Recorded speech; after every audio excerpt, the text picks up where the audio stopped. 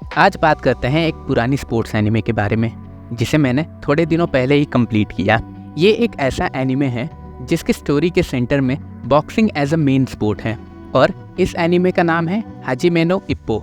मैंने ये anime series मेरे दोस्त के रिकमेंडेशन पे स्टार्ट की थी। वो दोस्त जो कभी खुद भी ज़्यादा एनिमे नहीं देखता, और इसीलिए जब उसने मुझे ये एनिमे रिकमेंड किया मैं सोच में पड़ गया कि ऐसा क्या स्पेशल है इस एनिमे में जो उसे इतना ज़्यादा पसंद आया। जिसके बाद उसने ये सीरीज़ मुझे रेकमेंड किया। फिर क्या था, मैंने अपनी क्यूरियोसिटी को शांत करने के लिए ये एनिमे देखना स्टार्ट किया और इस तरह मैंने हाजिमे नो इप्पो के तीनों सीज़न देख के कंप्लीट किए। और यहाँ से मैं इस एनिमे को लेके अपने पर्सनल थॉट्स आपके साथ शेयर करना शुरू करता हूँ। सबसे पहली चीज़, इस एनिमे को स्टार्ट करने से पहले मुझे बॉक्सिंग एज अ स्पोर्ट इस बारे में कुछ भी पता नहीं था और इसके पहले मैंने बॉक्सिंग को सिर्फ मूवीज़ में ही देखा था और उसमें से भी मैंने सिर्फ एक ही मूवी देखी थी जो कि बॉक्सिंग से रिलेटेड थी और ये मूवी थी देओल फैमिली की अपने। हाजिमे नो इप्पो ये एनिमे बहुत ही अच्छी तरह से जानती है।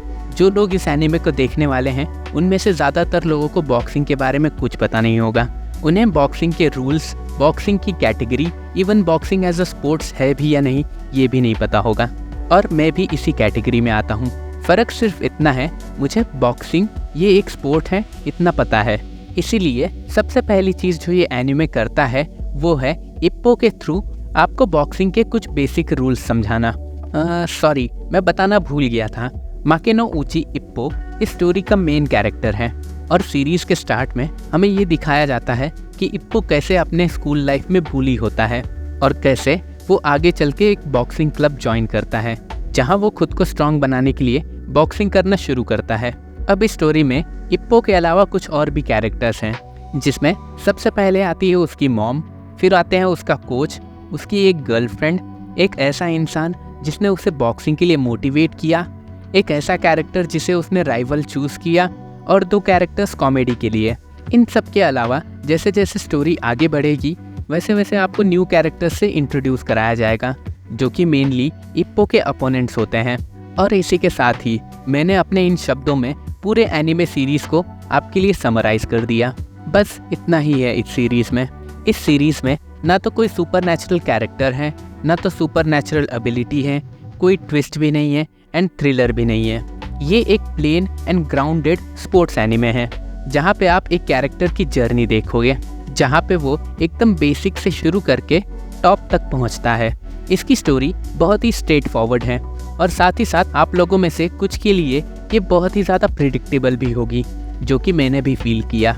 एक बार जब हम सारे कैरेक्टर से इंट्रोड्यूस हो जाते हैं और बॉक्सिंग के बेसिक रूल्स हमें बता दिए जाते हैं, उसके बाद हम इस सीरीज़ में ज़्यादातर इप्पो की ट्रेनिंग ही देखते हैं जो कि वो अपने आने वाले मैचेस के लिए करता है। हम देखते हैं इप्पो कैसे इस ट्रेनिंग के थ्रू नए बॉक्सिंग के मूव सीखता है और कैसे हर मैच के साथ ही वो स्ट्रॉन्ग एंड स्ट्रॉन्ग होते जाता है। वैसे इसके अलावा इस एनिमे सीरीज़ का एक बहुत ही अच्छा खासा पोर्शन मामोरू टाकामुरा पर फोकस करता है और बहुत सारे पॉइंट्स पे आपको ऐसा लगेगा कि टाकामुरा ही इस सीरीज़ का मेन कैरेक्टर है। मुझे लगता है ऐसा करने के पीछे एक बहुत ही अच्छा रीज़न भी है, क्योंकि टाकामुरा ही वो कैरेक्टर है जिसने इप्पो को इंस्पायर एंड मोटिवेट किया बॉक्सिंग के लिए। और जब टाकामुरा को लाइमलाइट में लाया जाता है और उसके मैचेस पे फोकस किया जाता है तो मानो ऐसा लगता है कि ये लोग टाकामुरा के थ्रू इप्पो के लिए एक बेंचमार्क सेट कर रहे हैं जो कि उसे और भी स्ट्रॉन्ग बनने के लिए मोटिवेट करेगा।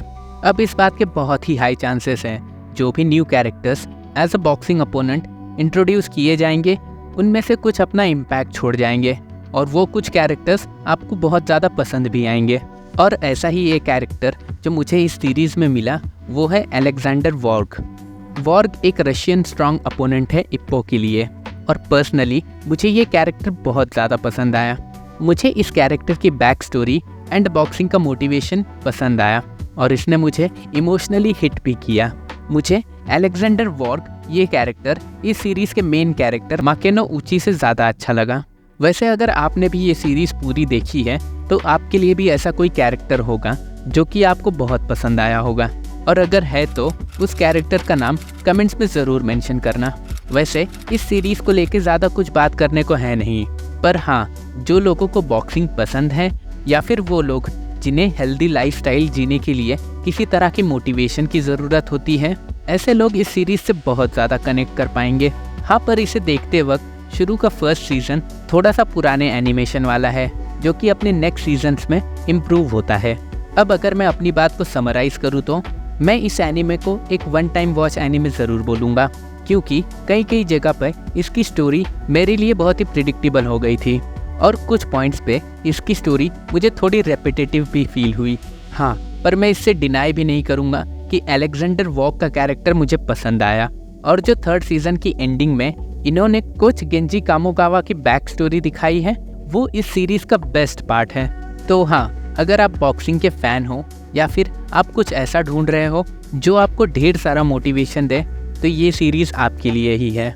और वो लोग जो इन जनरल एक अच्छा स्पोर्ट्स एनिमे ढूंढ रहे हैं, तो वो लोग भी हाजिमे नो इप्पो इस एनिमे को एक ट्राई ज़रूर दे सकते हैं। इसी के साथ अब इस वीडियो को यहीं पे रोकते हैं। आपने अगर हाजिमे नो इप्पो ये एनिमे देखी है तो आपको ये कैसी लगी और ओवरऑल आपके क्या थॉट्स हैं इस एनिमे को लेके, मुझे कमेंट्स पे ज़रूर बताना। और जाते जाते अगर आपको आज की ये वीडियो अच्छी लगी हो तो इसे लाइक एंड शेयर भी ज़रूर करना, और आगे भी ऐसे वीडियोस के लिए चैनल को सब्सक्राइब भी कर देना। मैं आगे भी ऐसे वीडियोस लाता रहूँगा। तब तक के लिए keep imagining, take care, bye bye and Jai Hind.